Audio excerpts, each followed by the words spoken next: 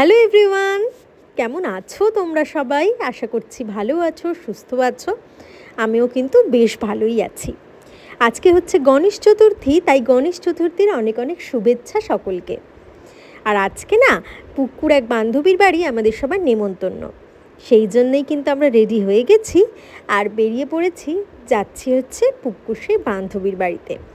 এর আগেও একবার গেছিলাম, সেইটাও তোমাদের সাথে শেয়ার করেছিলাম। আজকে কিন্তু সেকেন্ড টাইম আমরা চললাম ওদের বাড়িতে। আর এই দেখো সবাই মিলে কিন্তু টোটোয় করে বেরিয়ে পড়লাম। আর যেটা ফার্স্টেই করতে হতো সেটা হচ্ছে মিষ্টি নেওয়া। আর তোমরা বুঝতেই পারছো আজকে গণেশ চতুর্থী মানে মিষ্টির দোকানে কিন্তু প্রচুর ভিড়। অনেকক্ষণ দাঁড়ানোর পর মিষ্টি নেওয়া হয়ে গেল আর তারপরে কিন্তু চলে এলাম ওদের বাড়িতে। আর এই দেখো এসেই কিন্তু একদম গনু বাবার দর্শন করে নিলাম।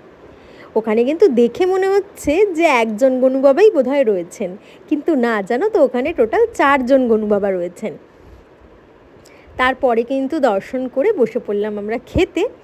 প্রথমেই ফল আর লাড্ডু দেওয়া হয়েছিল, তো সেগুলোই আমরা প্রথমে খেয়ে নিলাম। আর তারপরে আস্তে আস্তে মেনুগুলোও সার্ভ করা হলো। ফার্স্টে ছিল হচ্ছে হিঙের কচুরি আর তার সাথে ছিল কাবলি চানা। তারপরে ছিল পোলাও আর শাহি পনির। এই গণেশ চতুর্থীর দিনে তোমরা কিন্তু আজকে কি কি খেলে সেটা কিন্তু অবশ্যই আমাকে কমেন্ট করে জানিও।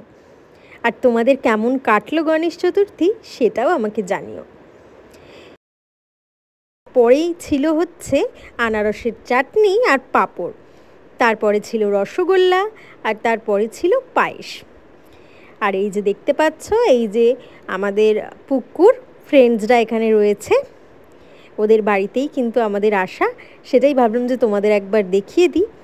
আর এই যে গনু বাবা, এই যে হচ্ছে পিঙ্ক কালারের ড্রেস পরে পুকুর বান্ধবী মৌবনি, ওদের বাড়িতে আমরা গেছিলাম। তো সমস্ত কিছু হয়ে গেল, তারপরে কিন্তু আমরা বাড়ি চলে এলাম। আজকের ভিডিওটা এখানেই শেষ করলাম। টাটা।